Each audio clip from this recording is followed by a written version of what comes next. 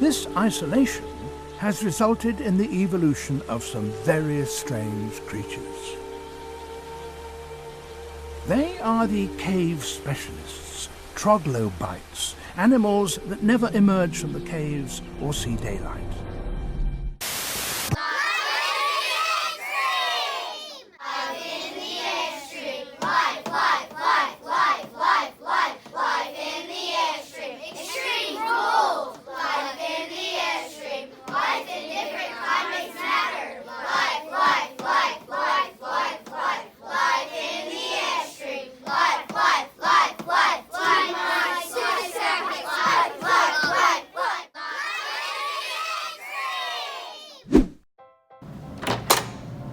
Olms, the only known species of Proteus genus, and the only European cave dwellers that are vertebrates. These olms, also known as human fish, and also even baby dragon. But no, not that kind of dragon, live in these dark caves, so dark that they're even blind. They only have a thin layer of skin covering their eyes. They also have a pigment in the skin all throughout their bodies, which give off a pink and yellowish tone. These olms have 3 fingers on their front digits, and also 2 on their back, and this is very rare for amphibians to have. The fringed fans on its head are gills, but this cave salamander also breathes through its lungs, or skin if necessary. This remarkable creature is native to these Balkan caves and has evolved in the long darkness here.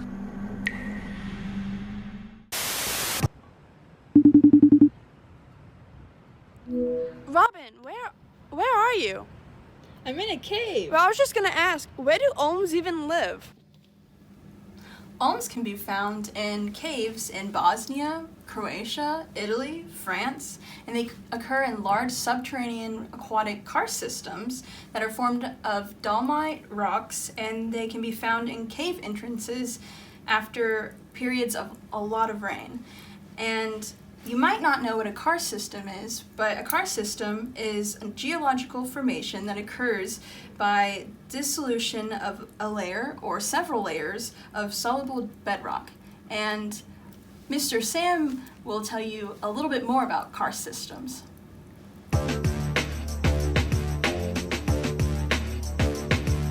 My name is Sam Pano. I'm with the Illinois State Geological Survey. Tell you what karst is. When the rainwater seeps in, or surface water, it begins to dissolve this rock. What occurs is the fractures get bigger and bigger. Then the water can seep into the bedding planes, just fairly flat-lying layers of limestone, and create caves. Thanks, Sam. I learned a lot and actually found a little bit more about olms and how they prefer different parts of the karst system with less stressful conditions, such as less water flow and an abundant amount of sediment.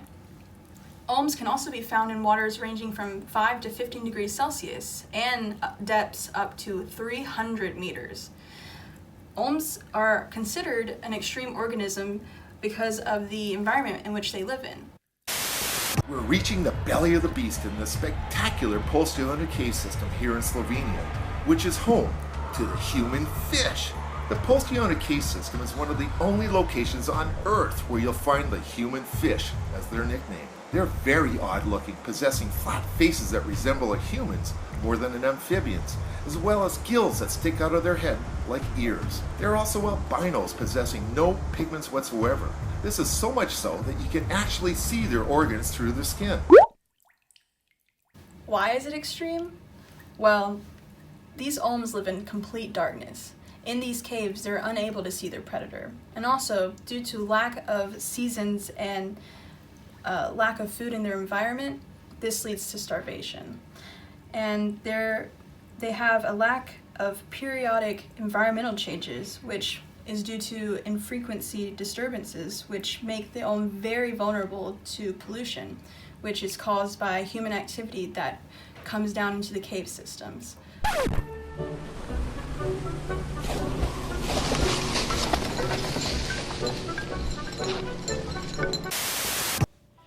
Robin, where are you? What are you doing? What are Clara. Well, I gotta okay, go. bye. So I think Robin just told you a little bit about olms and their habitats, but if you wanted to learn more, come with me. Alright, so let's talk about olms and their many adaptations that they have, allowing them to live in their extreme environment. Olms have undeveloped eyes that lie embedded below the dermis of the skin, which is an adaptation to living in total darkness. But part of its skin is still able to detect the presence of light, even though the photoreceptors in their eyes are no longer functional. Adapted to the ice-cold darkness, the olm has no eyes and absolutely no color pigmentation in its unearthly body. To compensate, the olm has an excellent sense of smell and the ability to pick up minute electrical currents, allowing it to navigate and hunt in the blackness. Olms also have a highly advanced sensory system of smell, taste, hearing, and electrosensitivity. They have acute underwater hearing because of the sensory epithelial in their inner ear that help them receive sound waves originating from the water. And they also are able to perceive vibrations emitted from the ground in their caves. Special cells run the length of their bodies. They're able to detect tiny pressure changes caused by organisms moving in the water nearby.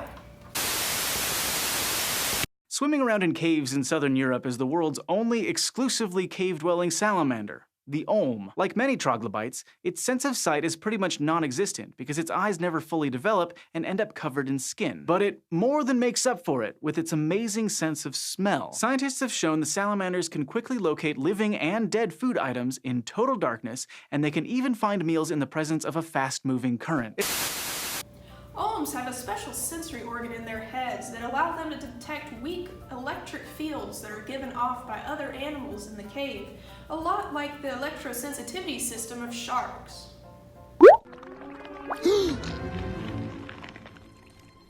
Hello. Well, hi! Name's Bruce. It's alright, I understand. Why trust a shark, right? Olms are predators, and their diet consists of small crabs, snails, and insects. However, cave food sources can be very fickle, so olms consume their food in large amounts and swallow their prey whole.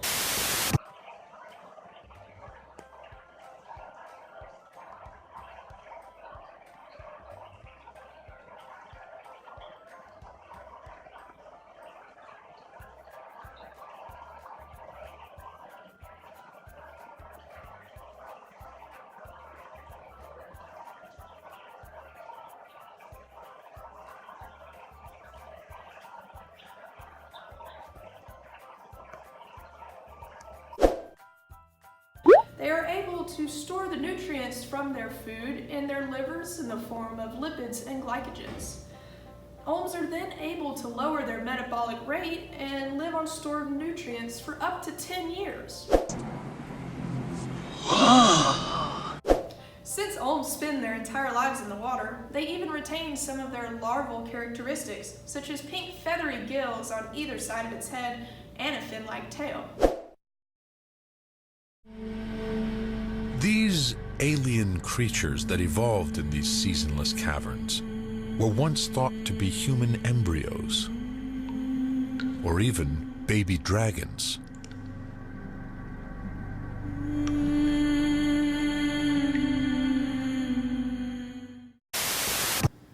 Now that you guys know a little more about olms, let's go find Clara and Robin.